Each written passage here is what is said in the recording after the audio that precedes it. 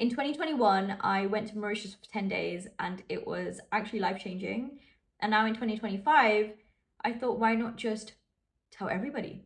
In this video, I'm going to talk about things I wish I knew when I went to Mauritius, my general thoughts on the island, and some cool spaces that you could stay. My name is Sonya Barlow. I'm an entrepreneur and an author. What a beautiful place. I'm so glad that I picked it. But I had no clue about Mauritius before I really took that flight. I took a direct flight from the UK to Mauritius, which took around 11 or 12 hours, if I remember correctly, via British Airways. If you're going to take any cash with you, exchange money at the airport for Mauritius rupees. And also you get a visa on arrival as long as you booked your hotels and your accommodation beforehand, which we did. I was there for about 10 days. And one thing that I really enjoy doing is hotel hopping. I actually stayed in 4 different hotels in Mauritius, which you're listening to this being like, that sounds wild. But for me, it's a great way to actually experience the culture, the community, even different food and different activities whilst you get to experience the island. The first hotel we went to was on the east. It's called Mauritius, 5-star all-inclusive resort. As soon as we got there, I remember I walked out of the taxi and you could just see right through the reception into the sea. And that was my first real luxury holiday experience. And I was like, right, I feel like I've made it. After that, we went to the northwest. And prior to heading to Mauritius, and this is way before I was an influencer or had a blue tick or really even knew how to live this life, I went on Instagram and local Mauritius websites and got in touch with local tour assistants that could maybe give us some support. The Marigold tours got in touch and they're so lovely. They are owned by a husband and wife and they really just set the whole scene for us. And I'd really recommend getting in touch with them if you were to go to Mauritius. And this is not an ad, it's not an affiliation. They really just made our whole experience so much better because they knew what we should experience from the ground up. I remember this was my first real luxury experience or luxury holiday or investment in such a remote island away from the UK that now I think about how it changed my life, and it definitely did, and we'll get onto that. We stayed in the Beechcoomber resort. I stayed there for 2 nights. On the first day as we arrived, we checked into our hotel room, which was wooden paneling and really just, it felt like it was probably inside of a ship in terms of the decor and the look and feel, and then went straight to the beach. The beach here was white sands. And in the evening, we had dinner with live music. The next day, we really just got involved with the activities. In the morning, went to the gym, then went and did archery. That was the first time that I ever did archery. Didn't realize how difficult it would be for the arms, but here we go. Such a cool experience. And then went for dinner before leaving. We then went to the Westin, which is a JW Marriott resort, and it was lush. Honestly, so nice. So as soon as we got into the Westin, went to the main reception and you could just see through the main reception into the sea, which was such a nice viewpoint on arrival. The Westin is all about wellness and it felt like a space where you could meditate, but you could also have a lot of fun. On the first day, as soon as we checked in, we were given some food to eat, which I loved about Mauritian culture is they're always feeding us. And at the hotel, there was some yummy chili that you could only get at hotels. So if you're watching this, being like, what should you eat in Mauritius? Go and ask the hotels for the chili. You couldn't take it anywhere. They didn't give you the recipe, but it was so, so nice. After that, checked into the room. We were given a room on the 2nd floor with a balcony that looked into the sea. I remember that it was one of those like fancy luxury hotel rooms. What I mean to say by this is all the fancy luxury hotel rooms have like a bathroom connected to the bedroom without any doors. I always find that really strange, but well, here we are. I remember they gave us this really nice basket welcoming us to the hotel and a beach wrap just in case you'd forgot it at home. At the Westin, the first day we just chilled by the beach and the sea, read books and walked around. The hotel itself is actually quite big, so you do get quite a bit of a walk in. And I remember there was a large chessboard. I didn't know how to play chess. I still don't really know how to play chess, but it was really cool that you could make that quite interactive. And then we went for dinner, which was a buffet. The second day, we were actually with the Marigold tours who took us to a tea farm, which was epic. I'd never been to a tea farm before, so we got to experience the tea farm, learn the history, try different teas, and I love tea. That was a real export point for Mauritians, which then fast forward in 2022, when I went to Kenya, I could really compare. But, you know, in 2021, I hadn't really thought about that then. As we kind of drove past the tea farm, there was a really beautiful cafe, which only the locals really know, on a cliffside looking over a view. And we had a local Mauritian lunch. So thank you, Marigold Tours, before we went back to the Westin and just chilled by the beach and went for dinner. The next day, I went to the Oberoi. Now, the Oberoi, I would say, has changed the way that I think about hotel life. I've said it a few times. I didn't really have a big experience of luxury hotels before I went to Mauritius, but the Oberoi really changed everything. So the Oberoi was founded by Mr. Oberoi several years ago, and he used to work for another hotel chain. And the story goes that he used his wife's last dollars, because he didn't really have any money himself, to buy a hotel, and he built it up to this global empire. Got talking to the team members who work at the Oberoi, and they all have to go through this academy, which means that they really get taught the skills of great customer service and finer details, which you could really tell. This is the first time that I ever got to experience a villa, and I understand now when musicians and rap artists talk about having a private villa in a resort, because it changes the way that you show up for yourself and the way that you experience a holiday. So walked into this really lush private villa where you had your own pool, and then you walked into this really minimal, but how do I explain it? The room itself had a massive bed.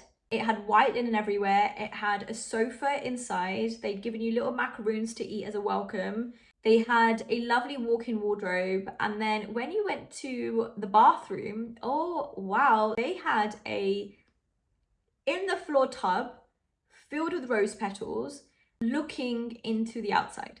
But we're in private villa, so no one could see you, but you could see the sky and the land, and it was all just glass everywhere, which just truly added to the experience. There was natural light, and there was a land that you could just see around you, but you were in this safe haven of your private villa. And so after just being in complete awe of the actual villa itself, the first night we had a really good meal, and it was very much Indian dishes, which added to the whole food experience, and some great dessert with live music. Day 2, we went and just hung out by the pool, enjoyed the beach before heading to a cooking class. Now, when I say the Oberoi changed and the Mauritius changed my experience of life, I truly do mean it.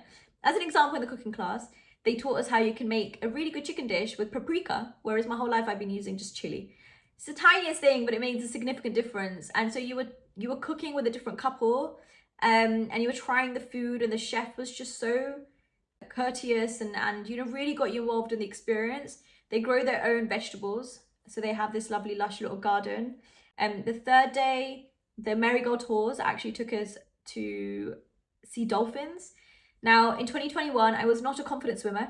I did not like the water. I didn't really understand it, and I got seasick. All of that combined, it was a wonderful experience. So we drove from the Oberoi to just Port Louis, which took about an hour. I didn't really get to see Port Louis apart from that like one experience of that drive.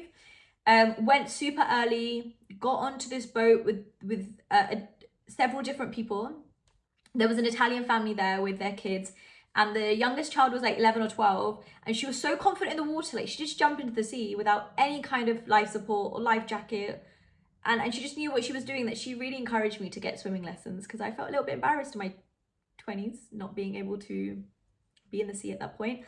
But anyway, so we went amongst all the different boats to find dolphins. It took about half a day, and eventually when we found dolphins, everyone is jumping into the water to see these dolphins, and here I am just super scared, being like, okay, well, I don't know how to swim and I'm not confident in the sea, but you want me to jump in?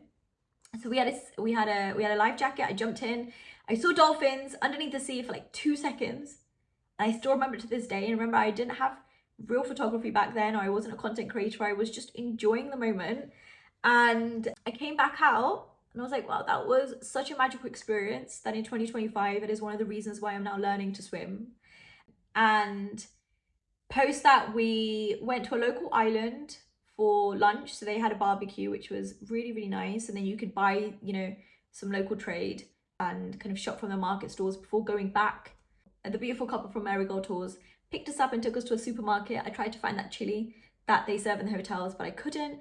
But I brought some spices back home because they were different from the ones that we get here.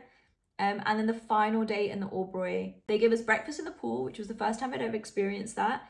They remembered that I loved coconuts and gave me several coconuts for me to drink and eat.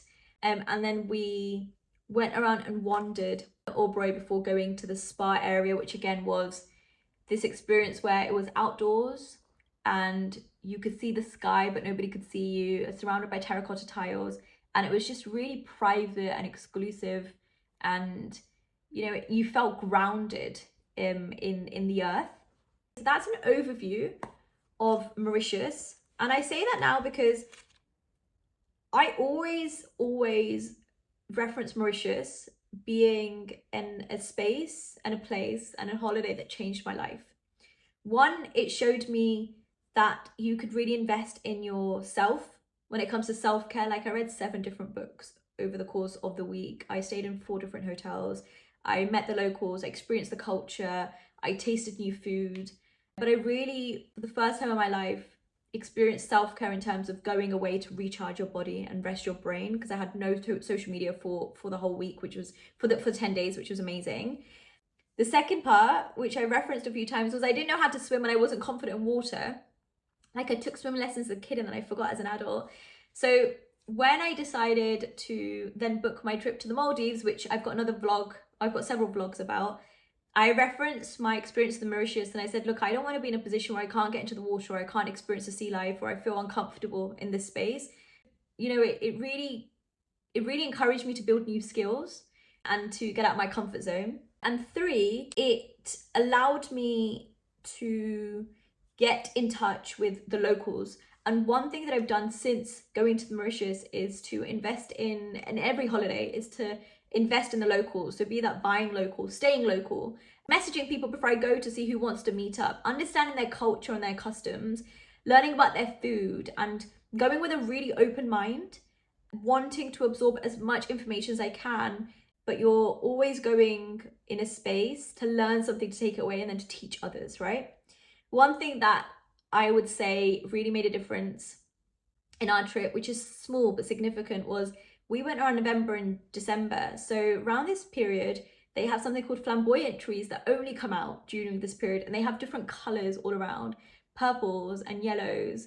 And we got to see one red, which is normally quite rare. And again, you wouldn't know these things unless you talk to the locals or you understand their culture or you get embedded in the community. And so that's an overview of my 10 days in Mauritius. I would recommend that if you're going to Mauritius, to ask the locals where you should stay, to stay in more than one resort and experience activities that are on offer, to go to the local supermarkets and to go and experience the sea life. And I say this because I'm hoping that I get to go to Mauritius again in 2025 and it'll be a full circle moment. And I'm going to share so many great learnings and experiences with you then as well. So if you like this content, please like, subscribe and share. If you have any questions or comments, just let me know in the comment section. And I want to provide vlogs and travel thoughts of value, especially because there's so much noise on the internet that I just want to break it up with some things that you should know, some things that you should do, and how travel is honestly helping us to build skills and change our lives in ways that we didn't even imagine. So thank you.